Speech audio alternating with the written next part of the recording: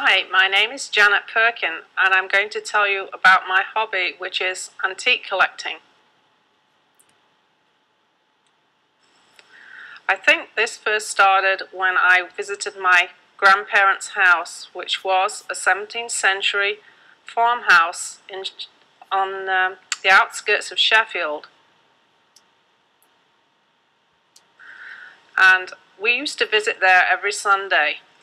I'm going to tell you what the inside of the house was like compared with what we live in today. First of all, the kitchen itself had no electricity. They had to cook on a black leaded stove with the heat of coal from the fire. This was kept gleaming all the time by my grandmother, who polished it regularly.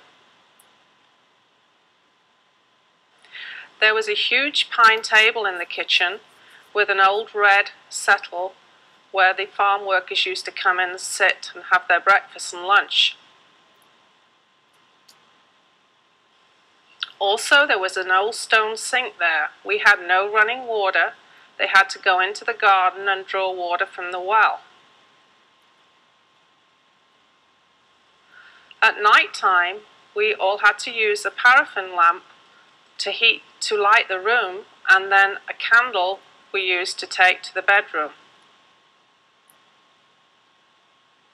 In the bedroom, we had beautiful pottery jug and water, a water jug to wash with instead of having the bathroom.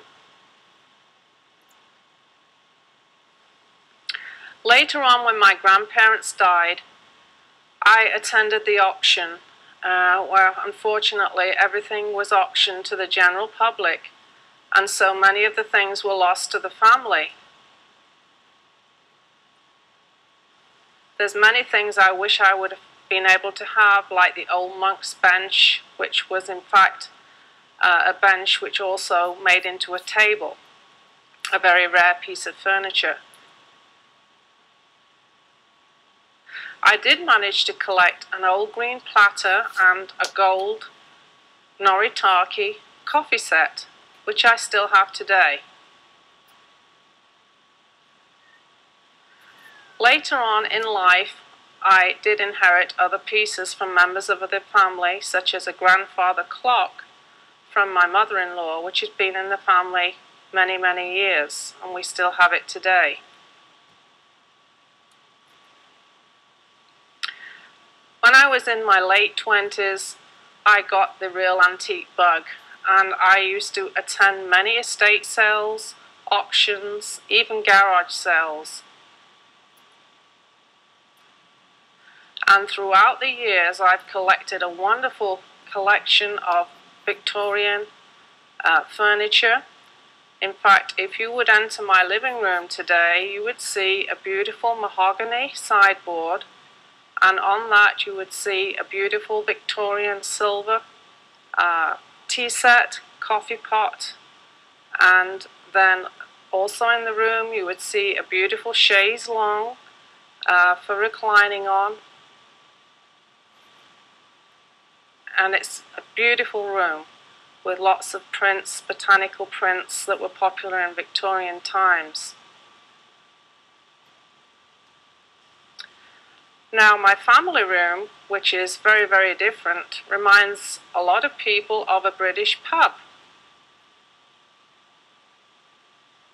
because you will see a big fireplace, red brick, with a big oak beam across.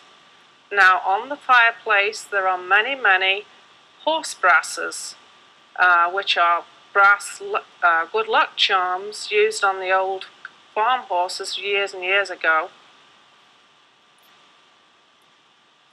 These adorn the mantelpiece with many brass candlesticks, miners' lamps from the old coal mines, and also brass rail lamps.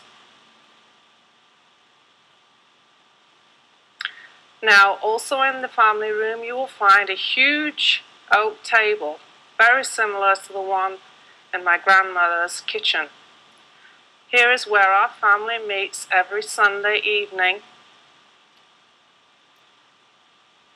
we try and keep the same tradition that we had in my grandmother's time of meeting on Sunday evening and having a family meal together. In fact, you'll also find a beautiful Welsh dresser there with many, many pieces of blue and white china. Now today, my children just don't appreciate many of my antiques, but I hope that one day they will, because these are things that have been treasured through members of the family and through my life, and I hope one day they'll come to love antiques just as I do.